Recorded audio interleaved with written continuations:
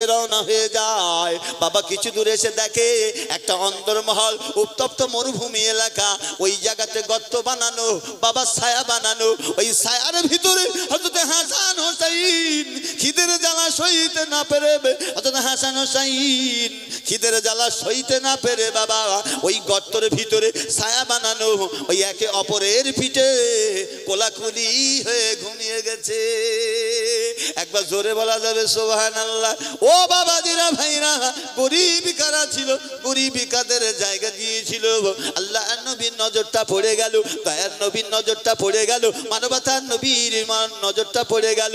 আল্লাহর নবী দুখানা হাত তুলে ওই গর্তের পাশে দাঁড়িয়ে যায়, বন্ধুর কাছে দরখাস্ত জানায়, ওগো আমার দোস্ত গো, ওগো আমার আল্লাহ গো, আমি নবীজির জন্য কোনোদিন চাইনি, আমি নবী আমার বেটিনির জন্য চাইনি, আমি নবী আমার বিবিদের জন্য চাইনি।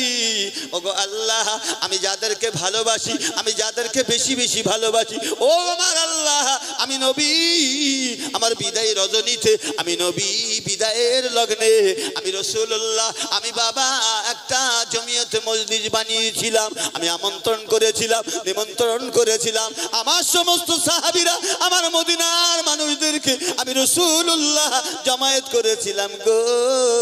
ওগো আমার আল্লাহ, ওই সময় বিদায় ভাষণ দিয়েছিলাম, আমি রাসূলুল্লাহ জানিয়েছিলাম, ও মজলিসের সাহাবীরা, ও মদিনার মানুষেরা, আমি রাসূলুল্লাহ বিদায় নেব, আমি নবী ওফাত হব, আমি নবী ইন্তেকাল হব, আমি নবী পর্দা নেব, আমি নবী আড়াল হব, তবে তোমাদের কাছে একটা নসিহত করে আমি করে যাই, আমি রাসূলুল্লাহ, আমি যেদিন ওফাত হয়ে যাব, আমার কলিজার টুকরা হাসান হোসেনকে তোমরা দেখো, আমার হাসান হোসেনকে যেন কষ্ট দিও না, আমার হাসান হোসেনের যারা কষ্ট দেবে, আমার হাসান হোসেনকে যারা ক্ষুধা মেটাবে, আমার হাসান হোসেনকে যারা কষ্ট দেবে, আমার হাসান হোসেনকে যারা গালি দেবে, তারা যেন স্বয়ং রাসূলুল্লাহর কষ্ট দেবে।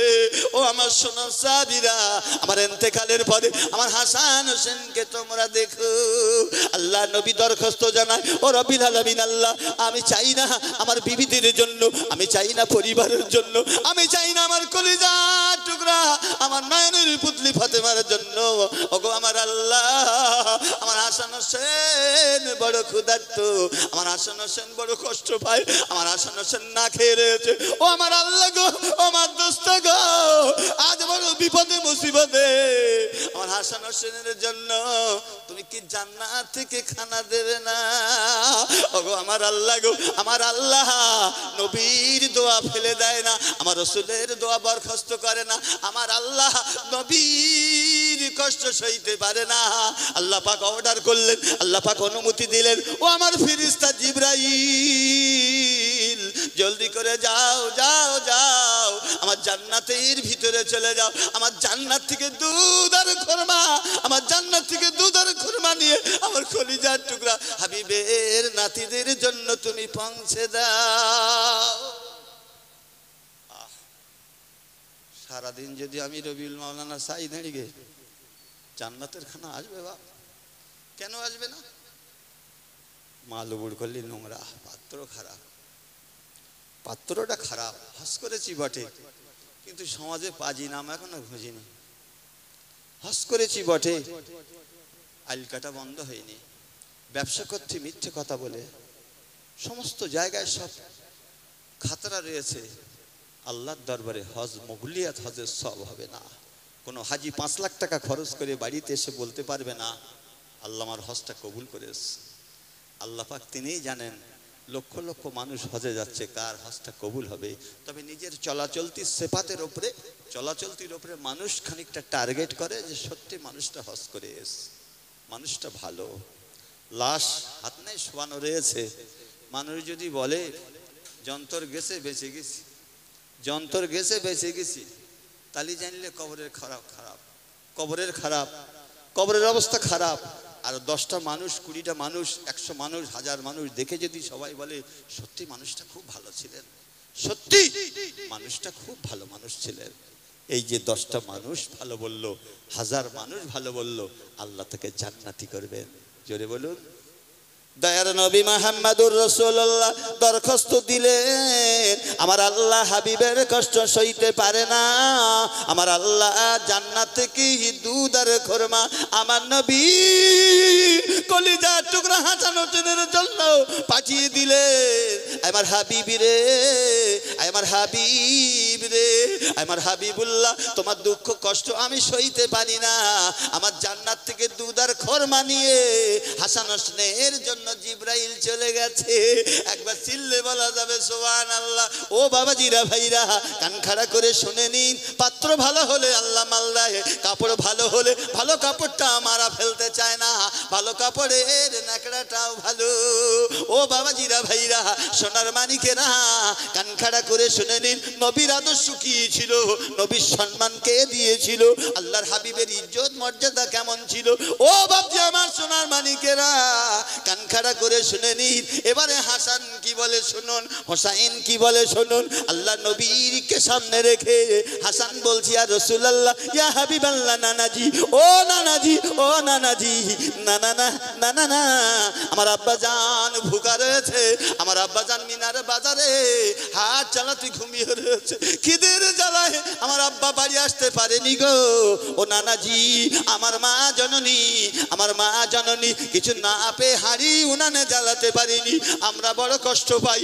ও নানাজি, এ জান্নাতি খানা যত সময় আমার আব্বা, যত সময় আমার আম্মা না খাবে, আমরা দু ভাই জান্নাতি খানা খাবো না।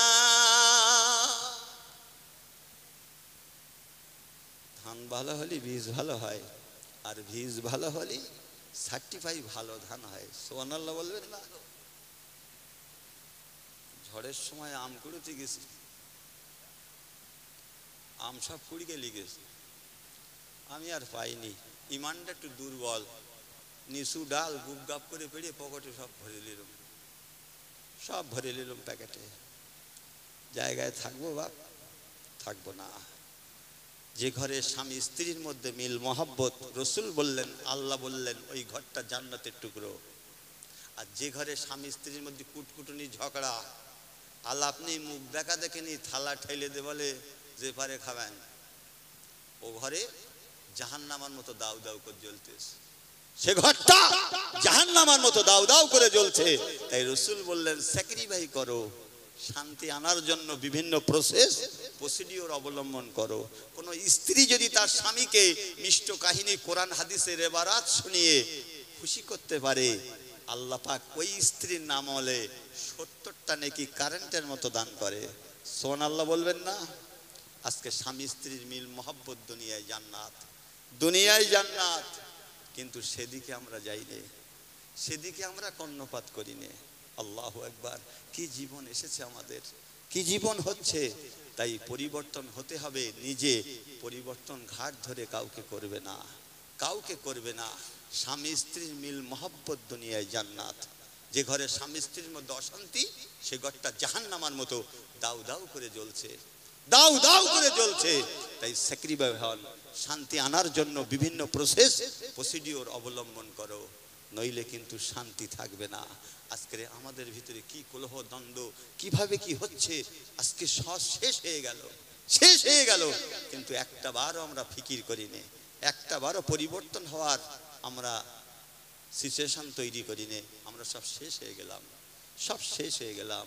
তাই joint Sorar ইন্টারওভেন in our life. মানুষের জীবনে সুখ আর দুঃখ আছে, সুখটাকে যারা ধরে রাখতে পারে তারাই হলো কামিয়াবি, তারাই হলো কামিয়াবি। তবে ইমানদার ব্যক্তি হতাশা হয়নি এবং হতাশা হবে না, কখনোই হতাশা হবে না। যত জুলুম সরকার থেকে আঘাত আসুক না কেন, তারা ঠেলে ফেলে দেবে, কারণ আল্লাহ পাক ওয়াদা করেছেন ইমানদারদের জন্য আমি আল্লাহ এদের স্পেশাল জায়গা রেখেছি, এই জায়গা থেকে কেউ এদেরকে ভায়োলেট করে সরিয়ে দিতে পারবে না, পৃথিবীর কোনো শক্তি নেই। আর সে ছায়া দান করবে ইমানদারদেরকে আল্লাহ। একবার জোরে বলুন সুবহানাল্লাহ। তাই যতই জুলুম করুক, অত্যাচার করুক, আমরা কিন্তু পিছপা হব না যদি আমাদের ইমানি শক্তি থাকে।